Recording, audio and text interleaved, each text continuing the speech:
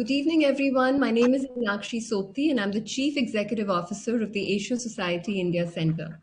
It gives me great pleasure to welcome members, patrons, and friends from across the world to join us in what is a very wet evening in Mumbai, perfect for some intellectual banter. For those of you who are joining us for the first time, the Asia Society is a leading educational organization dedicated to building awareness about policy, business, education, and arts from across Asia on a global stage. Through our 13 global centers across Asia, Europe, and the US, we stay committed to sharing contemporary studies, highlighting emerging trends, and spotlighting innovative solutions with a view to deepen understanding and engagement between Asia and the rest of the world. The ongoing COVID-19 pandemic and the global economic slowdown have critically raised expectations from policy planners across the world. These decision makers now have the responsibility of not only containing the present crisis in their countries, but also of ensuring a gradual growth trajectory of their national economies. This gigantic task of nation building rests on the shoulders of some of the brightest minds in the world. However, we rarely see an acknowledgement that understands the complexity of these mammoth tasks. It's not often that we have the honor of hosting two distinguished economists who've both served as leading economic advisors to the Government of India. Our conversation this evening aims to get a better understanding of the intricacies of policy making and also to elicit their thoughts on the current economic challenges that face the country and how economic growth can be refueled in India post the COVID debacle. I'd like to share here that Professor Kaushik Basu's latest book, Policymakers' Journal from New Delhi to Washington, D.C., which is a highly enjoyable and recommended read, provides some very interesting details and anecdotes on this subject. And with that, a quick introduction of our speakers. Kaushik Basu is Professor of Economics and the Karl Marx Professor at Cornell University. He served as the Chief Economist of the World Bank from 2012 to 2016 and Chief Economic Advisor to the Government of India from 2009 to 2012. Arvind Subramanian is a Senior Fellow at Brown University's Watson Institute for International and Public Affairs and Distinguished Non-Resident Fellow at the Center for Global Development, a visiting lecturer at Harvard Kennedy School of Government and a non-resident senior fellow at the Peterson Institute for International Economics. He also served as the 16th Chief Economic Advisor to the Government of India from 2014 to 2018. Arvind also spent over 16 years with the IMF until very recently. He was Professor of Economics at Ashoka University and Founding Director of the Ashoka Center for Economic Policy. Our moderator this evening is the young and dynamic Tanvir Gill, co-anchor of CNBC's Street Signs Asia. Since joining CNBC in February 2019, Tanvir has covered several important events for the network. A tiny bit of housekeeping before we proceed. All those who are joining us on Zoom, please leave your questions in the Q&A box. And for our audience on Facebook, please drop them in the comment section. And with that, Tanvir, over to you. Thanks very much, Paula and Meenakshi, and thank you very much to all of you joining in.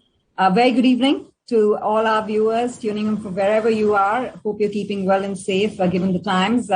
Of course, I'm coming to you from Singapore, where things have been a bit tough of late over the last few weeks, given the pandemic and the virus situation here in the region. The topic of discussion today with our two esteemed panel members is really anecdotes from North Block, policy lessons for a post-COVID Indian economy. Ladies and gentlemen, today's discussion will be an attempt to understand economic policy making in the country through Professor Basu and Professor Subramanian's journeys. Professor Basu will be sharing notes, as Meenakshi pointed out, from his recent book, Policymakers' Journal from New Delhi to Washington, D.C., that predominantly covers his time as Chief Economic Advisor to the Indian government and Chief Economist at the World Bank.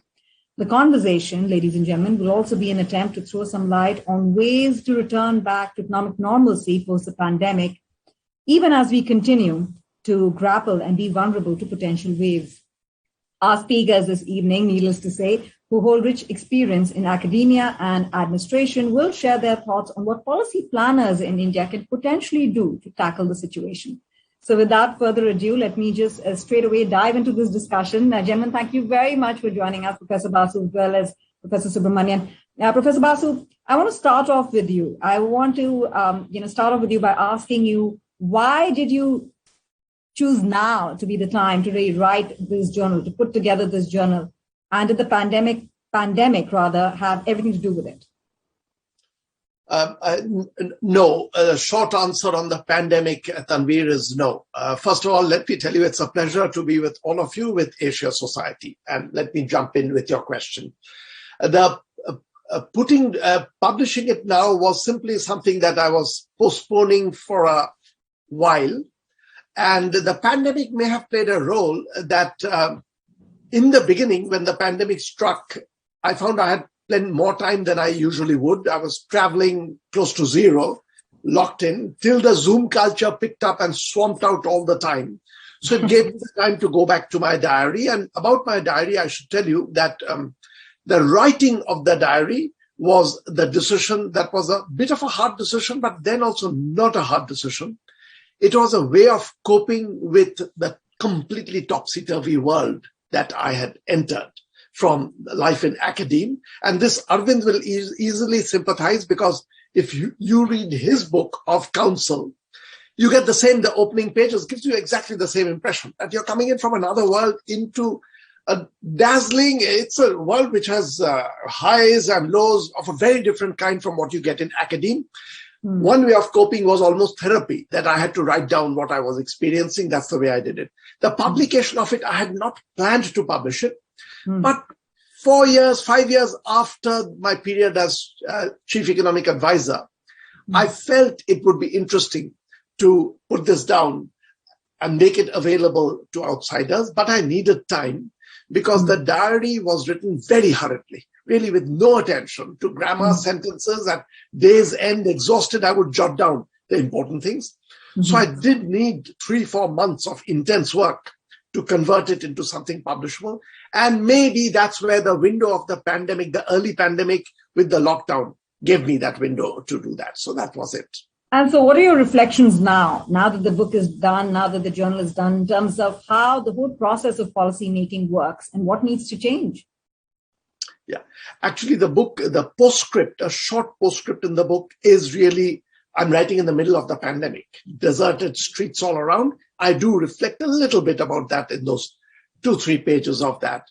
The policy making, both the change and the original experience, I have to say from my experience, I did feel completely convinced that what I was bringing into the world of policy, and in many ways, Arvind was bringing in the same kind of thing. Raghuram Rajan, as chief economic advisor, was bringing the same kind of thing in, which is an outsider's expertise into the rough and tumble every day of policymaking in the country. Extremely important.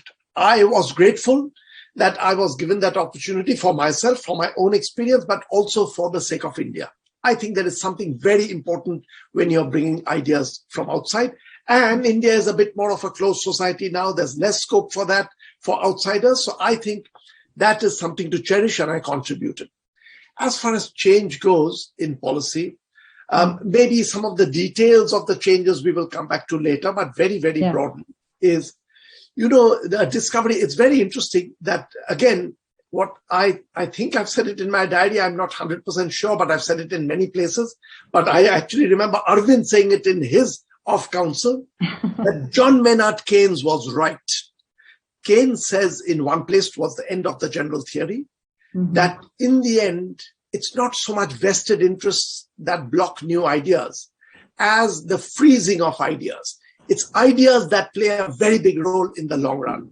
And I, as an academic, I loved that sentence of Keynes, but did not believe in it. I thought it was a bit of a self-serving thing that we, people of ideas, are more important than vested interests. But having gone into the policy world, I became completely convinced, because you sit with Indian bureaucrats, top bureaucrats. And I've said this in many places in my diary. I was fascinated by their intelligence, by their ability. It is a very select group that constitutes Indian bureaucracy. True. But I was also very disappointed that no real innovative policy comes out of this very, very creative group. And the reason is, I think they're all frozen in their jobs, which they have done from the age of 25, 26, 28, all their lives. For them, it is a routine pushing of the cart that is taking place. whereas you do need new ideas. And I did feel that many of my ideas did flounder, did not pick up. But there were some ideas got taken up, and that makes a very big difference. I don't want to blow it up, because even earlier, 1991, which is India's most important period of reforms, it was the new ideas brought to the table which churned up India and got the Indian economy going. And that is lacking. It always was in short supply, but not in great short supply, is in huge short supply now. And we will continue to make small mistakes, which will add up to a big slowing down of the Indian economy, which is happening now without this kind of ideas greasing the wheel. Right, Professor Subramanian, I do want your thoughts here, because at the end of the day, it seems like from the outside that the pandemic has really put the spotlight on the glaring gaps between policy ideation and policy execution. And so what are the challenges that we face out there, and how can we overcome those, given your experience in office? Thanks to Asia Society for having me, and also to Kaushik for his book, which has created this opportunity to have this conversation. Before I kind of jump into your question, let me just say, while I completely agree with Kaushik on many things, but my favorite Keynes quote, which was like a Bible for me when I was in office, is the following. He's actually writing this about Marshall, the great Cambridge economist, but many people think he was writing it about himself, because Keynes was quite a vain man, as you know, apart from being very brilliant. He said, so I'm just going to read this out. What should an economist be, as it were? He says, the master economist must possess a rare combination of gifts. He must be mathematician, historian, statesman, philosopher in some degree. He must understand symbols and speak in words. He must contemplate the particular in terms of the general, and touch abstract and concrete in the same flight of thought. And he must study the present in the light of the past for the purposes of the future. No part of man's nature or his institutions must lie entirely outside his regard. He must be purposeful and disinterested in a simultaneous mood, as aloof and incorruptible as an artist, yet sometimes as near to earth as a politician. So this is a kind of wonderful, flowery way of saying that, to be effective in policy making within government, I think, and I don't want at all to sound in any way self-congratulatory, or, because I think most of us fail most of the time. Maybe we succeed a little bit. Maybe, who knows? It's for others to judge.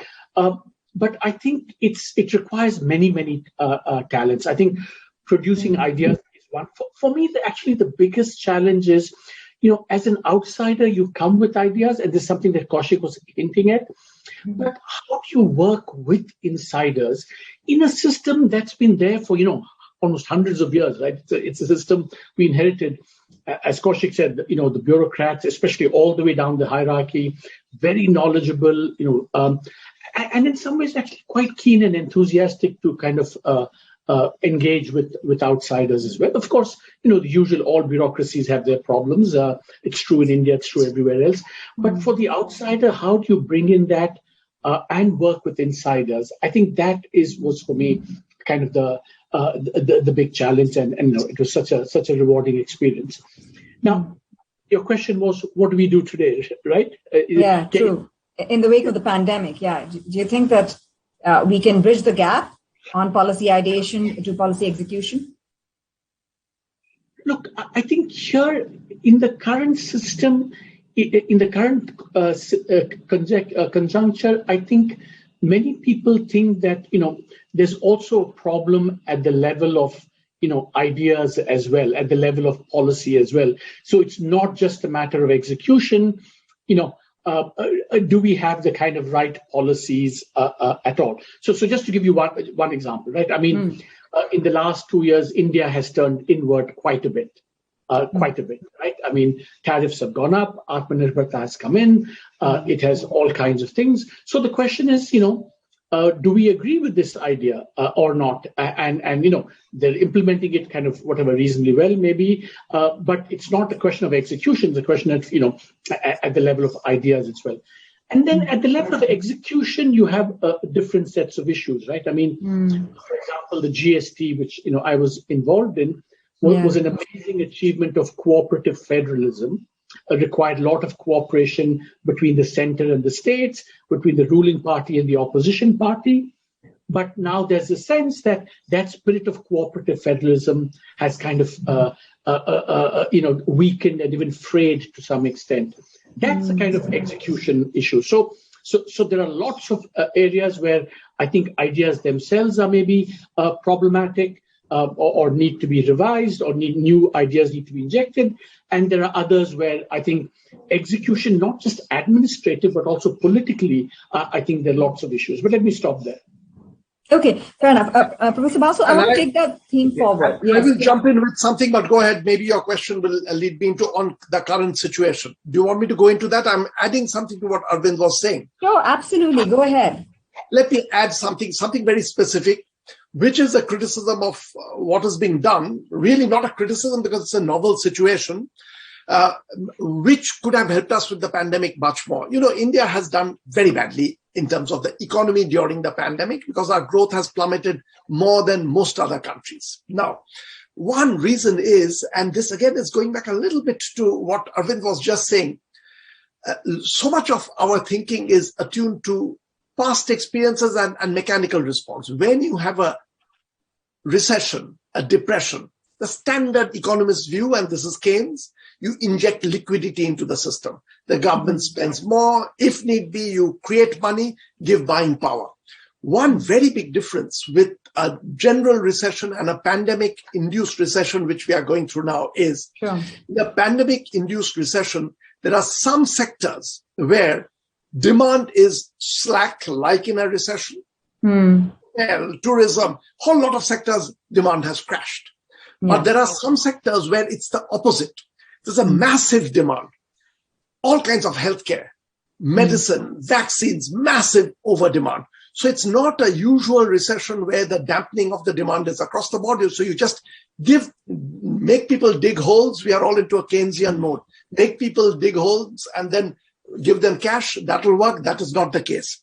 You have to curate the spending. Get some sectors booming, hold back other sectors. We saw no evidence of that in the Indian policy injections. And even when today I have very little connection, but when I talk to people, there isn't sensitivity to that. Whereas if you had good minds over there making this policy, this mistake would not have happened. And in India, the supply chains got disrupted, because just giving buying power is useless when supply chains are being disrupted. Too little attention paid to this. And no surprise that in the quarter, just after the lockdown, India's growth rate was minus 23.9%.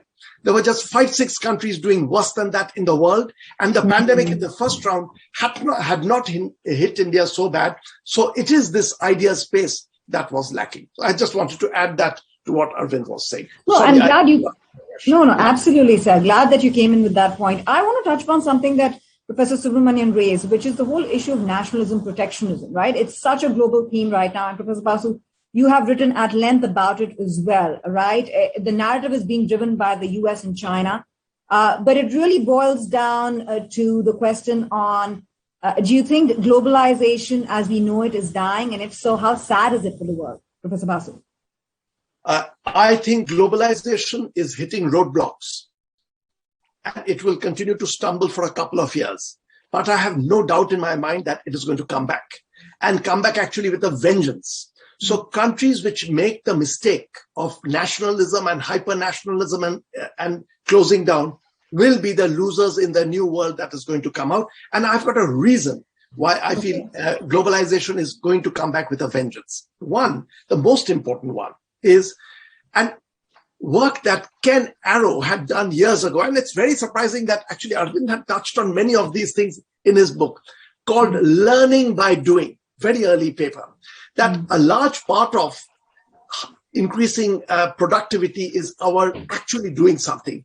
And if you think back, Tanvir, for a moment about One learning that we are all getting over the last year and a half is technology. Digital technology was already there. Over the last 10 years, 20 years, it had advanced.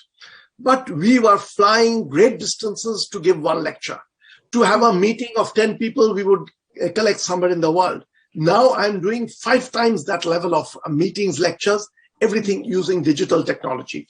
So the technology that was already there, we are getting a period and a half of learning the use of that technology in a way which is mind-boggling, and without the pandemic throwing us into the deep end of the pool, we would not have done it. I mean, I was initially totally averse to sitting in front of a computer and talking and giving lectures, but we've got into this. So when we gradually get out of the pandemic, all these technologies will be used much more. And if you think of these technologies, much more meaning much more at a huge level. These are technologies for facilitating interconnection between countries in the world. I feel outsourcing business is going to shoot up. So these will be the change that globalization will come in. And the reason why it has to come in is any country that makes the mistake and says, I will not do it. I'll keep my walls raised in my country and will not interact with others. It's like not using a resource that is available. There's oil available far away in another country. You say you're not going to use it. Over here, cheaper labor is available.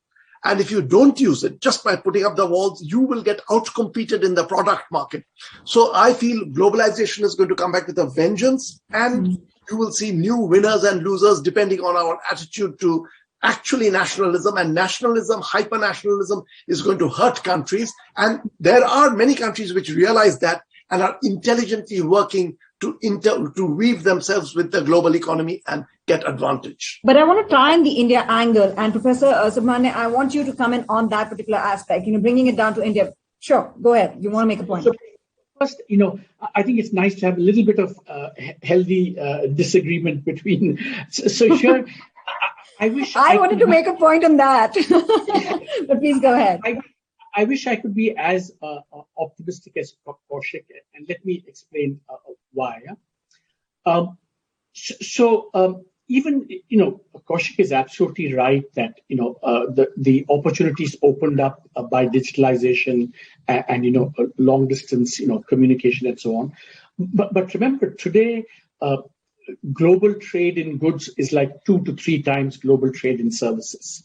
So all that Kaushik is saying, absolutely good. I think the future for global trade in services, digital-based things is going to go up.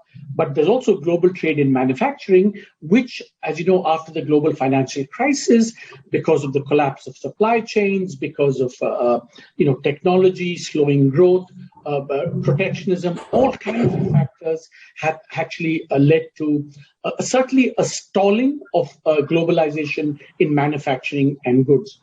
Now, is it going to come back? I have no doubt that globalization of digital things and services will come back. But will globalization in manufacturing and the supply chains themselves... Mama, please, awaaz mat karo. And on that, I'm open, but I can see dark horizons there. I can see, for example, a world in which the next phase of Chinese growth, if it's based on, inward-looking protectionism and so on, that cannot be good for the world. If there's going to be more conflict if there, for example, the US decides and the world decides that we need to decouple because reliance on any one place, the pandemic shows, is tricky. I think there could be some decoupling and some so therefore I'm not as confident. But what does it mean for India? And that's the question that you were asking, Tanvir, right? Right. See, I'll tell you where I'm coming from, Professor Subramanian. The point is, to the angle that you highlighted, it's really about trickle-down effect, right? So if the large 2 economies of the world are becoming protectionist, right, and adopting protectionism, then, how is it what India is doing is different in the sense that the pandemic has actually forced countries to look inwards. And so it's become really each country for itself. So how do you break out of that cycle? Because the pandemic is going to be around for a while. Yeah. No, I think this is where I think the role of ideas and things are and also data is very important. So Soumitra Chatterjee and I wrote a paper recently, 4 or 5 months ago. I think there are 2 or 3 things very important to understand about India. India's growth over the last 30 years has been very much driven by exports and trade.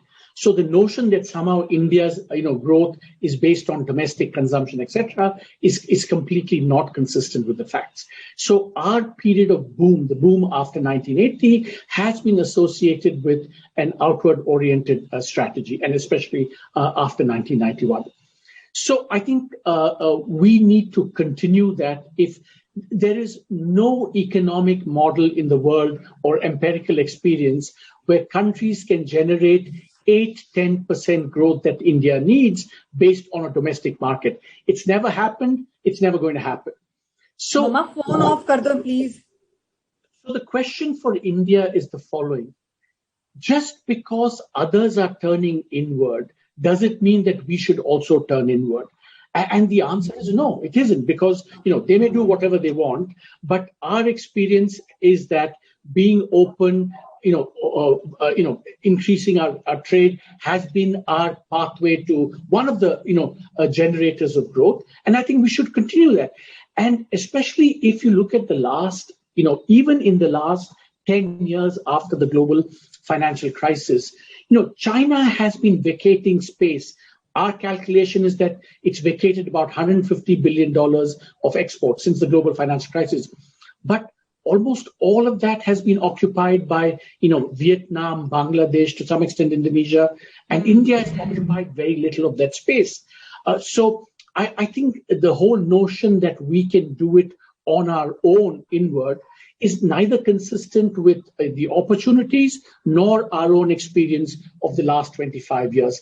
And the thing, of course, is that what India has done in the last 3 years, it has actually broken with a 30-year, not only was the evidence in favor of that, but a 30-year consensus, and started reversing course, a course that was delivering so well. So in a sense, it's a bit surprising that we've chosen to do this. Right. I want to... Can I join something on Arvind said, actually, which is an important reminder, and also you were touching on the China-USA.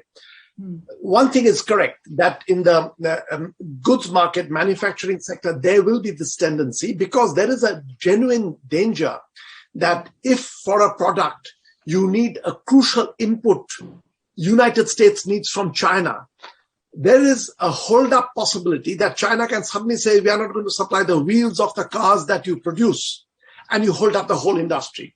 And that anxiety is going to cause some of the manufacturing to get, again, balkanized by, I will produce my whole car, I'm not going to wait for one supply chain component coming from another country, which can, in the middle of a crisis, hold up the whole thing.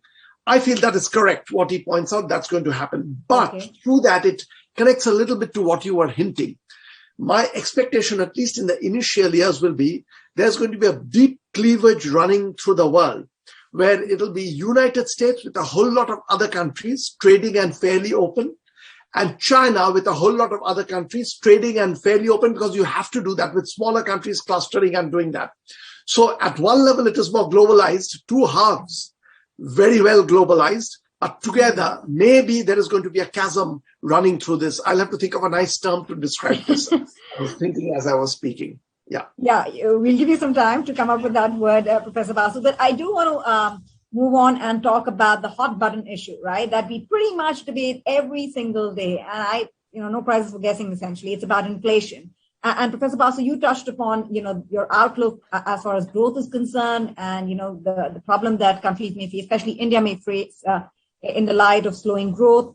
The problem of inflation. I mean, when you look at that toss-up between inflationary versus deflationary forces at work, who do you think would win? Because this is a very, very sensitive story for India too.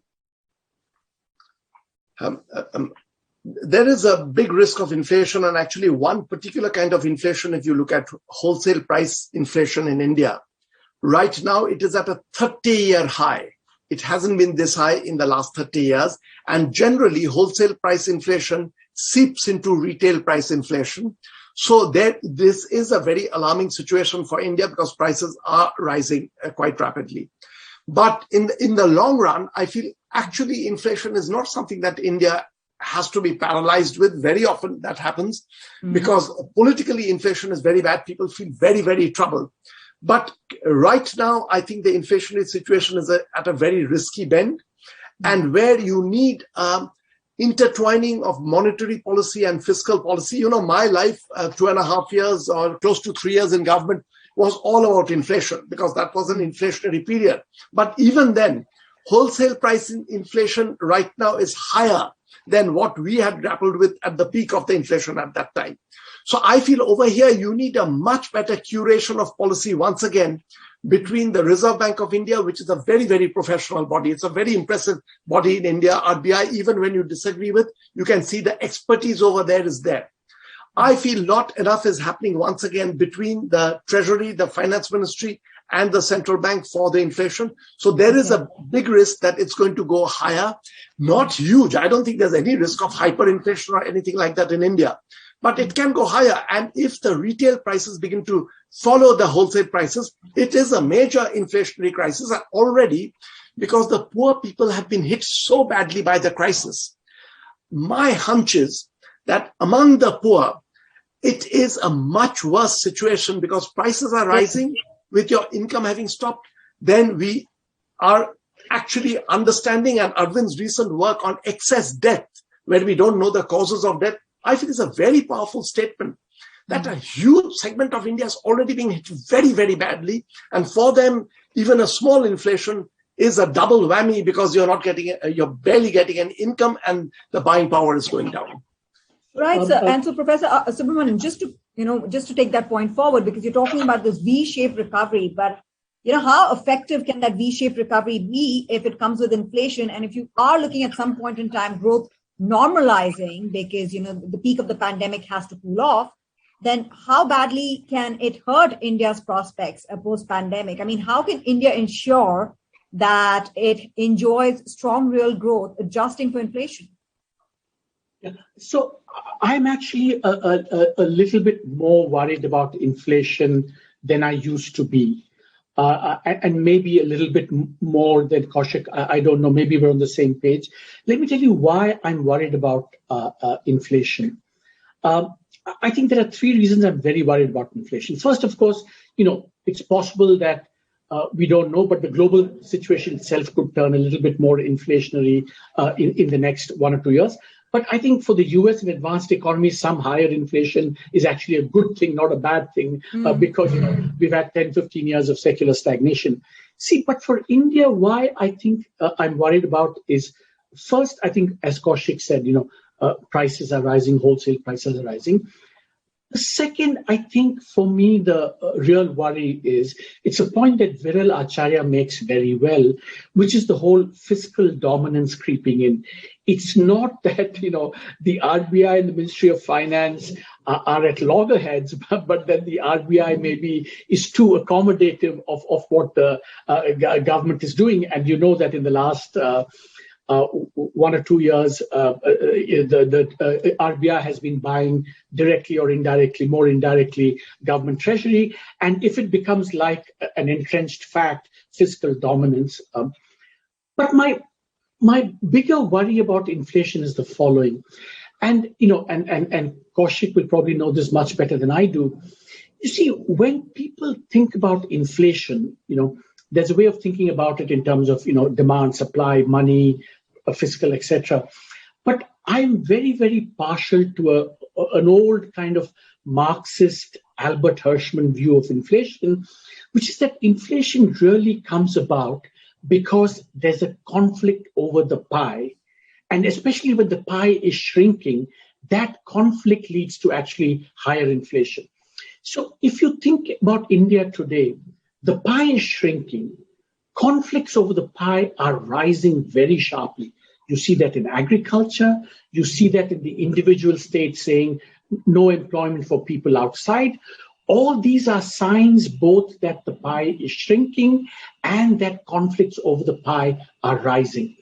So if the pie doesn't grow very rapidly, The worry is that these conflicts will exacerbate, and one of the key manifestations will be higher inflation. So if you put all these things together, I think I'm a little less sanguine about this. And as you said, and as Kaushik very rightly said, if inflation kind of takes off and say, if it's like 5-6% every year, even say for the next 3 or 4 years, I mean, we know inflation always hurts the poor much more than the rich because they don't have mechanisms to insure against inflation. They neither have the savings.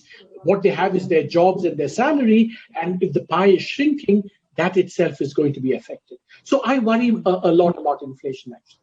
And we already know that one of the... I'm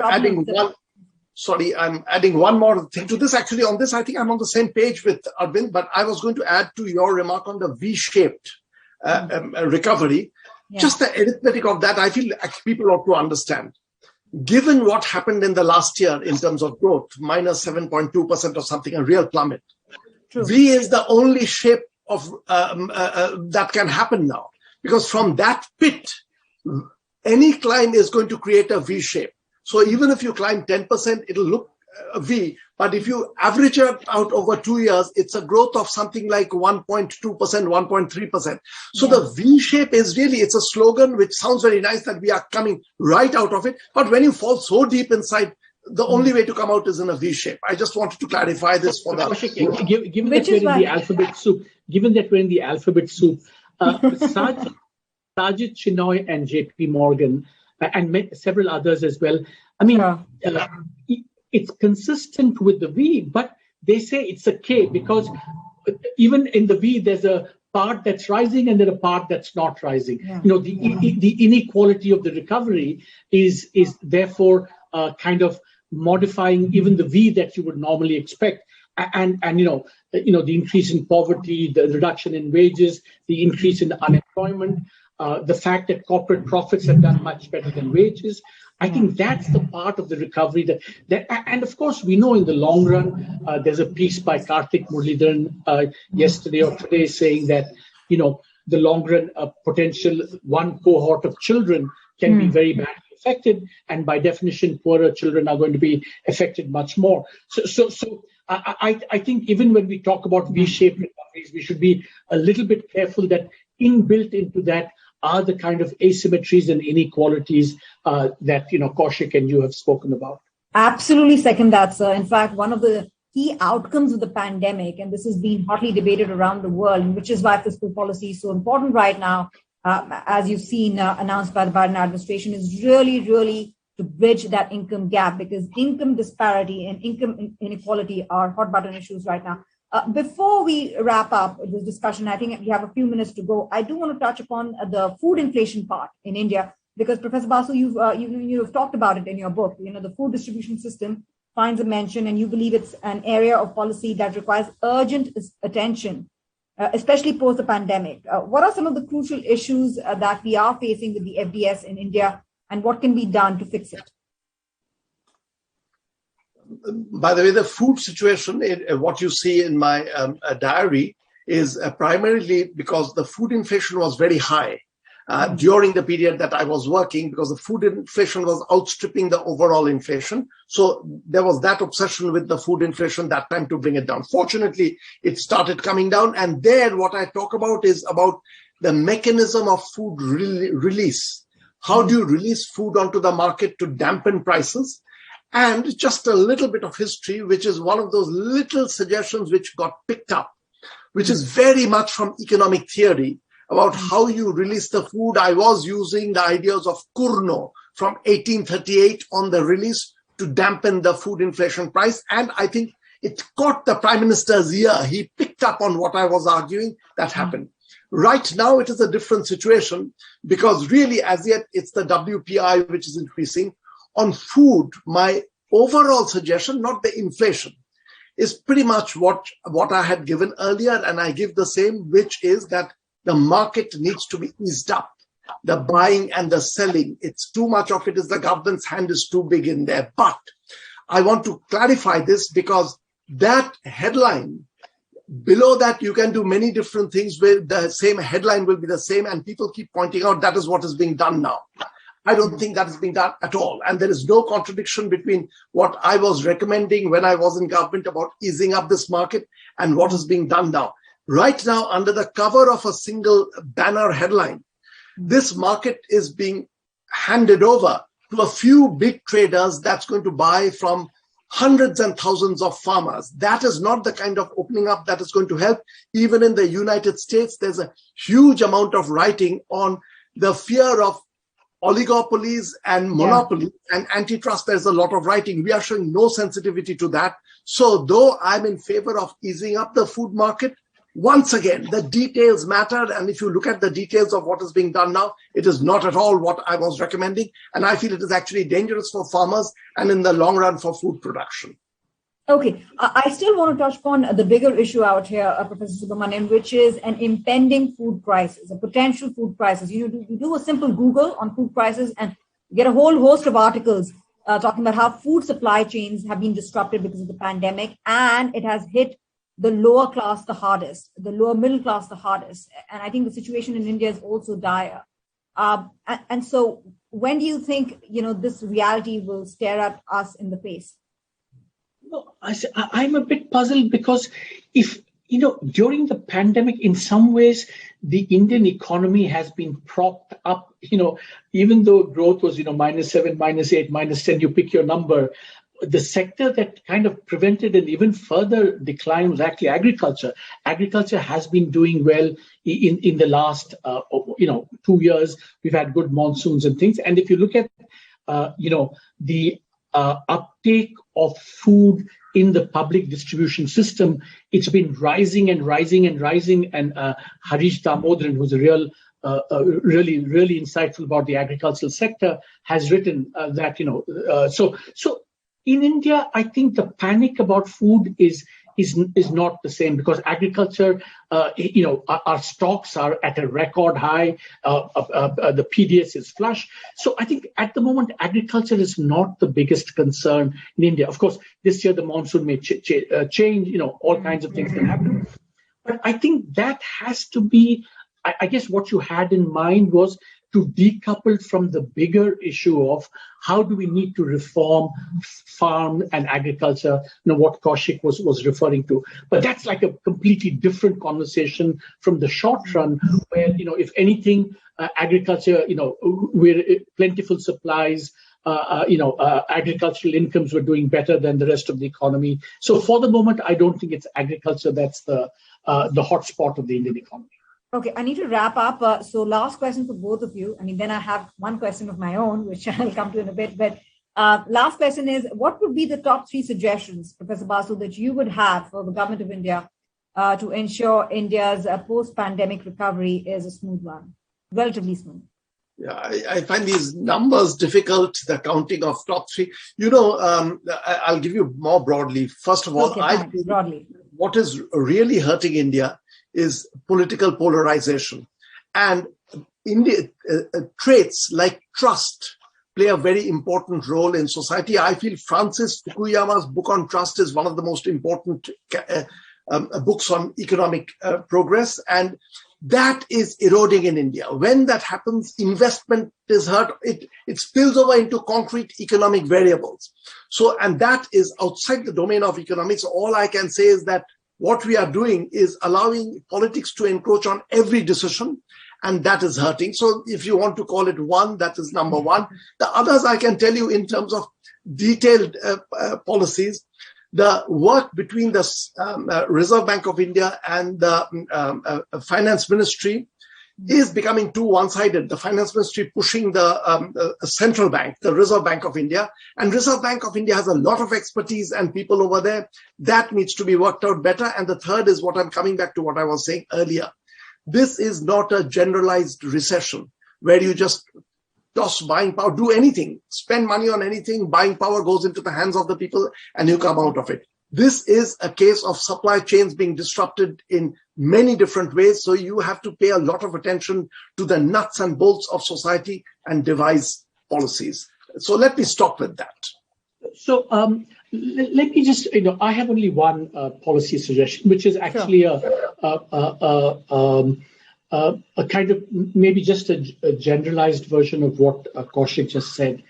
You see, Josh Feldman and I wrote a piece in December saying that what has gone wrong, I think, is what I call the broader software of economic policy making. What do I mean by that? It's not any one thing, but it's about, the underlying software. So it encompasses things like, you need good data. Data integrity is very important. If you don't have good data, you can't make good policy. So data integrity has to be one of them. Second, there has to be policy consistency. You can't say we're going to liberalize agriculture and the drop of a hat impose export controls and stock limits. You have to have policy consistency. You can't say, we're going to open up, improve cost of doing business, and all this litigation with companies around the world, with taxpayers within. It's kind of proliferating. So there's no policy consistency. Cooperation between the center and the states. India's future lies in cooperative federalism. If the states and the center don't get along, it's going to be very, very difficult. And so if you go through, and each of these, and then as Kaushik says, trust, which is kind of part of this whole thing. But so it's not about any one thing, but the whole software, of course, the reliance on, expertise, on science, all of this is absolutely integral. And we saw shortcomings even in, the handling of the medical dimension of the pandemic. The science has been not as played as prominent a role as it should be. So it's the broader software that I think needs to be, we need some fundamental rejigging of that. Sure. Gentlemen, we have some questions coming in from our viewers. I'm putting in one word on the center state. When it's a different party in a state and the center, there will be political tussle. But if that is carried over into economic policy and you fight over that, very, very damaging for the country. It's game theory in the worst form that is being played out if you're going to do that. And so I'm just emphasizing what Arvind just said. Absolutely. And we wrap up the discussion on that note. Great insights coming in, as always, from both of you. I want to quickly get in some questions. I'll reserve my last question to the end, but just get in some questions from our audience members. We have actually a lot of questions on the topic that both of you raised on income inequality and inclusive policy making. And so Sunil Chavan has said, what could be the reason that we have been hearing about creating equitable and inclusive policies, but year after year, the inequality increases and inclusiveness is not visible? And may I just add that the pandemic has only exacerbated the problem, right? The rich have become richer and the poor have become poorer. Nathan Nade also talking about the same issue, that policies have not been inclusive. And then we've also had another viewer sending in a question, Rishabh Atre, saying that there's an income depletion in India after the pandemic. Household income has shrank to 17% from approximately 24%. And so the lower middle class and the lower class is really hurting. What can be done to fix that? Any one of you? Should I start? Professor Subramanian, you go first. Yeah, look, I think that first, I think the notion that, over the last 20, 30 years, that India has not done well and, kind of inequality has risen and, et cetera, et cetera. I think we need to check on that narrative first. I think there's no doubt in the last 20, 30 years, especially since 80 and 90, it's been a rising tide that has lifted all boats, but clearly, certainly in the last 10, 15 years, it's lifted some boats at the very top better than other boats. So I think, so there is now in the last few years, especially with the pandemic, I think that's got aggravated. There's no question about that. Now, I will say that in the pandemic, for example, what I think prevented things from being even worse were things like, Manrega, public distribution system. So the social safety net since the 2000s has come in actually very handy and has actually saved us from, the worst of that. So going forward, I think, we need to have much more growth and dynamism. No question about that. But sometimes, I wonder whether we need to do more. So two ideas of that I'm very fond of is one, of course, is a universal basic income where you kind of widen and strengthen the safety net so that it doesn't depend upon some particular feature that may change over time. For example, we say, oh, the poor will get money, but who is poor today may not be who's poor tomorrow, and vice versa. And all that we face, income shocks, we face health shocks, and you can't target based on these in advance. So that's why a much better safety net, like a universal basic income, I think would be one top choice of mine. And I think Abhijit Banerjee and Esther Duflo have also been talking about this. But the second, I think, side of that, which I think we don't pay enough attention to, and for a Bombay audience, Mumbai audience, this may come across as somewhat anachronistic. I think it's high time, Devesh Kapoor and I wrote a piece saying it's high time we need to think about taxing wealth and taxing, incomes of the very rich, a kind of solidarity tax, raising revenue on that so that the state can do more. I think those are important ideas going forward. So there's no getting away from it. We have to have more growth and dynamism. Otherwise, nothing works. Professor Basu, before you come in, another important angle that I think we do need to touch upon, Rajiv Kaul has written in, is about job creation. Where are the jobs? Can I come to both these together? Your first question. Go ahead. Kaushik, go ahead. Okay. So inequality, Tanvir, has been high. And in my view, it's just too high, unacceptably high. But one thing you have to keep in mind that given the way the world is, it's very difficult for one country to do excessively on the inequality front. I am in favor of a wealth tax, inheritance tax. You have to tax the top and transfer to the poor, but there are limits to that. So you have to be realistic. And I would urge the whole world to do this, but within a country. But in India, if you take the last 30 years, there is a difference. What Arvind pointed out just now is right. From about 1991 to, immediately after my World Bank India job, I moved to the World Bank as the chief economist over there. And we were getting the poverty data from the entire world coming in. India's performance, inequality was very high, but poverty was dropping dramatically as the growth was taking place. So there was a silver lining, a very, very powerful silver lining. Poverty was dropping. What has happened over the last few years is poverty is rising. That is, I think, completely unacceptable. And there are the signs that the nature of inequality now, it's always bad. We have to counter that. It's getting much worse because it is a cronyism inequality where the top few are becoming very rich and the bottom is becoming worse. It's the K-shapedness which is beginning to affect India. And this could take us the route that historically a whole bunch of Middle Eastern countries had crony capitalism flourishing. You had Philippines of the Marcos's time. You don't want India to go there. So while you're attending to the problem of inequality, you have to keep this in mind, which is a genuine risk in India today. And I was anyway going to touch on unemployment. One sign of how badly the bottom end is doing is unemployment, and especially youth unemployment in India is now around 24%. Not 24% of the youngsters are not working. 24% of youngsters who want to work are not finding job, which is shockingly high. So the bottom segment is being hit very, very badly. The unemployment figure just reinforces what I'm saying about the yawning gap that is happening in India today. Oh, absolutely. And, there are no easy answers here, especially to fix the unemployment problem. Sir, please. I think while generating jobs is absolutely critical to a inclusive growth strategy, I think there is no sustainable jobs growth strategy without a sustainable growth strategy.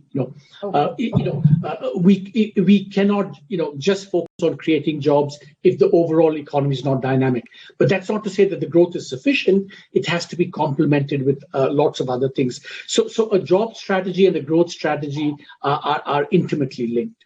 Okay. I want to get in a question from Manmohan Yadav and Bharat Joshi, because both of them have very similar questions. And this is something that I wanted to ask you guys earlier as well. How could India chart its foreign business policy in the world becoming more inward looking? And Bharat Joshi says, with India entering into FTA, free trade negotiations with the EU, the United States, UK, what impact could the FTAs have on India's economic trajectory? Also at a time when India is really deciding on how it should manage this whole equation between the US and China. You also know about the emergence of the Quad group, right, where they're trying to, again, lay out supply chains in this part of the world where the US, Japan, India, Australia coming together.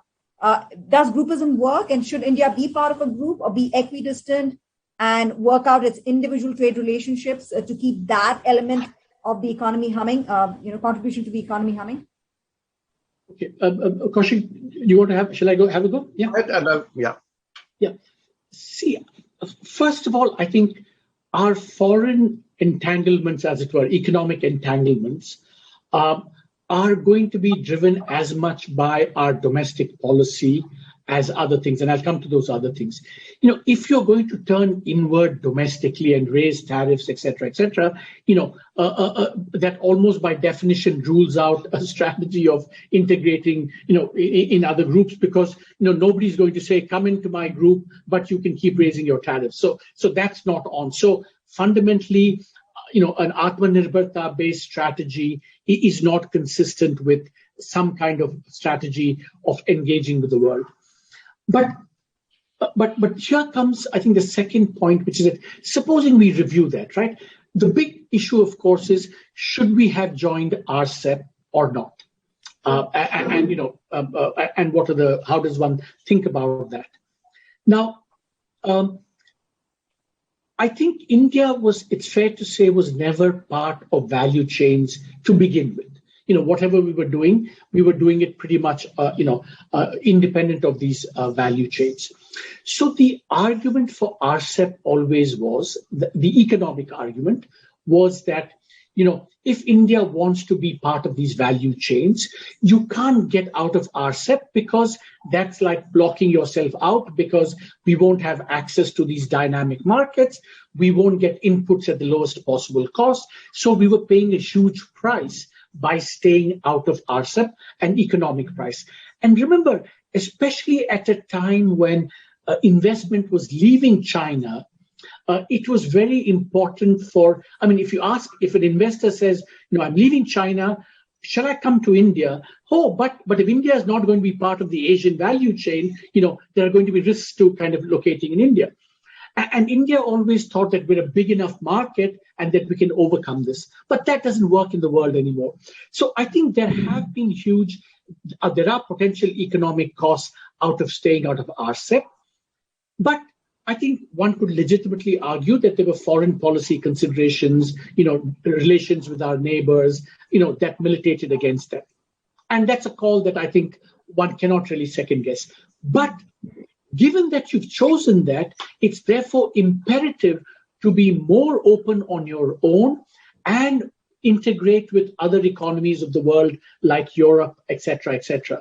So even if staying out of RCEP is a reasonable choice, it has to be offset by other actions, attracting FDI. Our FDI policy has been very erratic. Now, a variation on that is we are keeping out FDI in order to favor domestic incumbents, big domestic incumbents. That's something that's also not consistent with this. We are treating foreign capital somewhat arbitrarily. So if we want a strategy of genuine foreign engagement, we need to review all these policies. Right. Professor Basu, can I just add another point there? What do you think should India's China policy be? Because that was a major issue, right? When India was deciding to get onto RCEP. How should India approach this entire issue? Because somewhere it gets pretty much stuck in the crosshairs of US-China relations. Yeah. So see, India, first of all, keeping generally the markets open, tariffs low, trade open, foreign capital flow, I'm in favor of. You do other things too, because otherwise you hand things over to a couple of closed players within the country, very damaging in the long run. But when it comes to groupism, China, USA, there's no choice in the world today that you have to belong to some clusters. Where I would like to push India is in a direction where India takes some leadership in some of this groupism activity. And here, China's border, around China, the cluster of countries in South Asia, if you look at the amount of trade taking place, the amount of investment flowing from one country to another, shockingly low. And this is something, even when I was in government, I wrote about several times. Actually, in my diary, there are some notings on that, because I felt I used to look at Mekong Delta area, where one country is investing in power, supplying to another country, goods flowing in and out, and the whole region is benefiting. And I feel Vietnam is actually doing well because of the regional play as well becoming important. India is doing too little of that. So the kind of groupism is unavoidable. I wish the world was not like that, but it is. Which group you choose is a matter of not for a discussion in 5 minutes, but of detail. But we're one group where India ought to play a much bigger role as the big country is South Asia. Much greater flow of goods, services, trade between India, Bangladesh, Afghanistan. Afghanistan now is going to be a very, very troubled phase. Pakistan, Sri Lanka, there's scope for that. And that has to be harnessed. But for that, you need India's leadership, which is both a political and economic leadership. We are not playing that at all. So that's the short answer, that you do need to form clusters and work with that, because that's the way the world is. I wish the world was not like that. Well made point there, Professor Basu. You stumped me on that one. I want to get another question from Nadir Godrej, and this is about GST implementation in the country. Professor Subramanian, you touched upon it. 4 years after GST, what has worked and what modifications are needed? I mean, we are doing a run rate of about nearly $20 billion in revenues per month. I mean, where can this go? Where can this number go? Because it's very, very important for India's fiscal balance, right? To get those tax revenues in, direct or indirect. Yeah, I think the GST was one of the major accomplishments of this government. And I think with all its, it's had a lot of teething problems. But one of the brighter spots of the Indian economy, even during COVID, was how buoyant these revenues turned out to be, in the last 6-7 months. And I think, India can certainly build upon that to a great extent. How would I build upon this? I would do 3 or 4 major reform to the GST.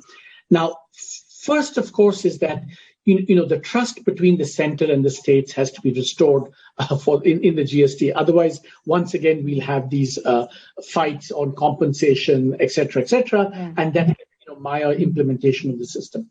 Second, I think once the dust settles, we're kind of a little bit out of the pandemic, we have to go back to a simple rate structure along the lines that I had proposed. Now, there are multiple rates, multiple cesses. I think I would still prefer one rate, which is the, what you call the standard rate. You can take 14, 15, 16%, and then you can have one very high rate and a lower rate. Simplify the system considerably. I think that would be a very important issue. I would also make the decision-making within the GST much more cooperative. I want to highlight something that has not been noticed and kind of goes to this. The precursor to the GST was something called the Empowered Committee of State Finance Ministers when the VAT was being implemented. So how was the governance of this set up? Yashwant Sinha, who was then the finance minister, it was a BJP government, he did something remarkable. He said, this empowered committee will always be chaired by a finance minister from an opposition state. Think of how enlightened that was. So I think the feeling that, the GST is too centralized, too run by the government, not taking it on, I think some kind of governance changes like that. I would, for example, say, let's have the finance minister and a finance minister from an opposition state, kind of together chairing this. Why not? because that spirit of cooperative federalism, it's not about the rules, it's about the daily practice of cooperative federalism.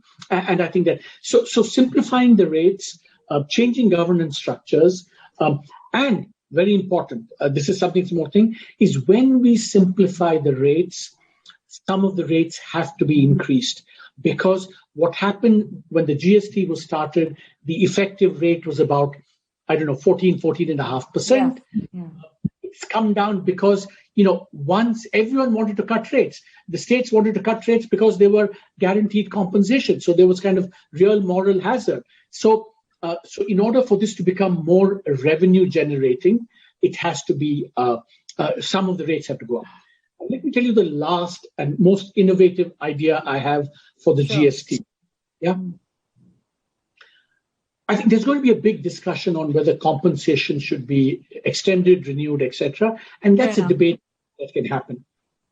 But what we've discovered from the pandemic is the following, is when the economy takes a very sharp downturn, it affects everyone, center and states, but it affects the states even more because they have less ability to borrow their more stringent limits on what they can do. So my idea would be that, therefore, the GST design should have a counter-cyclical provision, which is that, when the economy is doing well, the GST is going to be a very buoyant time. Yeah, it's the downturn that matters. But when it's doing badly, the states are going to be disproportionately affected. So we need a mechanism where it's not regular compensation, but counter-cyclical compensation, where GDP goes down by 7%. I think the amount that goes to states from the GST, kind of a cyclical compensation should go up. So these are kind of the design features that we may need to think about. But I think all these need to start, they can't start immediately. You can't raise taxes when the economy is very weak. So once the economy stabilizes is when we should start these things. Professor Basu, I just want to give you a heads up. We have, I think, 5 minutes to go for the discussion, please. Yeah, I just want to add a little bit. Nadir's question has to be taken seriously. The GST, and I agree over here, is the most important thing that was done by this government, which was a move in the right direction. But I feel the implementation was horrendous. And people have suffered hugely because it was brought in so hurriedly, you wanted to get through that India's growth rate, which I keep pointing to, but it's important that from 2016, each year's growth has been less than the previous years. I think the first shock was the demonetization. The next one was GST, which should not have been, given that it's a move really in the right direction. We needed it. Arvind's idea about simplification, I have always argued when I was in government, we did not manage to get the GST through, but we were pushing for it. It has to be a very, very simple structure. But what just now when Arvind was saying, I think this is a very good idea. The compensation as and when there is a crash in the economy, to have a system there, but which emphasizes what I was anyway going to talk about. Once again, over here, center-state relations become very, very clear because GST is a system where the money is collected altogether and then you disperse it. It is true you are doing it by formula, but between the details of the formula, there are always chinks. And if the relation between the center and the state is one of enmity, and really in India right now, it is the cleavages are just very, very deep. This kind of a system does not run well. And the warning for a good policy, which backfire, and GST is really a good policy and really the model to follow if you're looking internationally, I can't get into details. Canada is the most followable model for India. Canadian GST is something that can be followed. So for Nadir Godrej, that is the model to study. But one word of warning about a good idea that backfires, to me, the biggest one was the lockdown in March last year. You locked down and some measures of lockdown were absolutely essential. But then you realize that the complementary policies of thinking about the millions of Indian workers who would be scattered, no thought had been given. So this insensitivity, when we are going in for a big policy at the top, without any sensitivity to what's happening to the poor is undoing a lot of the good policies. And GST was one example of a very good policy, which the initial effect was very bad, but that effect is over. And now we have to continue to repair and get it going. All right, just a few minutes. No, great insights from both of you on some very, very pressing and important issues. Before we wrap up, just on a lighter note, given that we got such great ideas from both of you this evening, how is it, Professor Basu and Professor Subramanian, that renowned economists who seek change are never on the other side? They never switch over to the other side to make that change happen. How is it that both of you didn't think of joining politics during your tenures in office? That's actually Mahesh Ranaday's question as well. How easy is it, do you think, for brilliant economic minds to work for the government?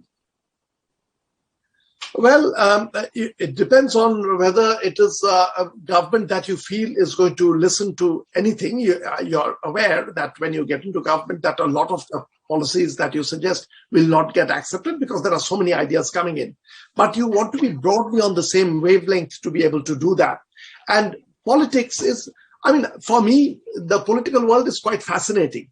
And my diary dwells a lot on that. And I really saw both kinds of politicians, some with genuine good intentions. And it's very heartening to see in politics, there are very few of those, but there are people whose intention is you want India to do well. And if for that reason, I have to lose political power, I'd rather lose political power.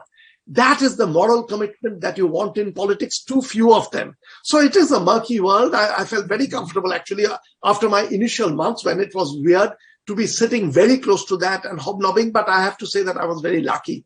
A bunch of people, a small number of people that I was working with, politicians, just marvelous people. For them, you realize that their ultimate intention is not to keep themselves in power, but to get India going. And that's what made my political interaction that time really altogether pleasurable. We are going with the no-name policy today. Professor Subramanian.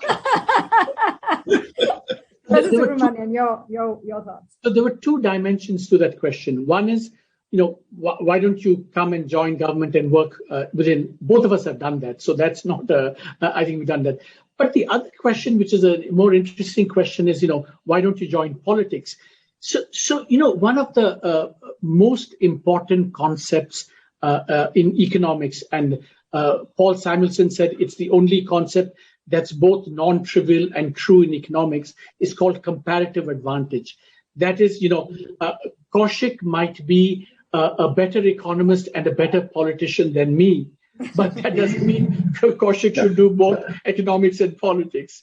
Similarly, I might be very bad as a politician, as an economist, but there's still reason that I should do one or of the two.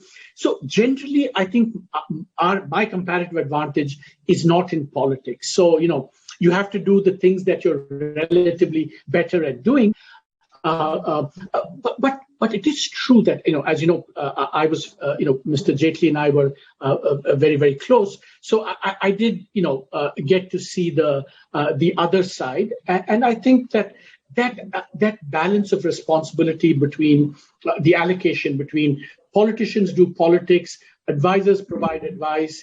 The twain meets a little bit, but the roles are clearly demarcated. And I don't think, just as we don't want, for God's sake, we don't want politicians becoming economic experts. We don't want economic experts becoming politicians as well.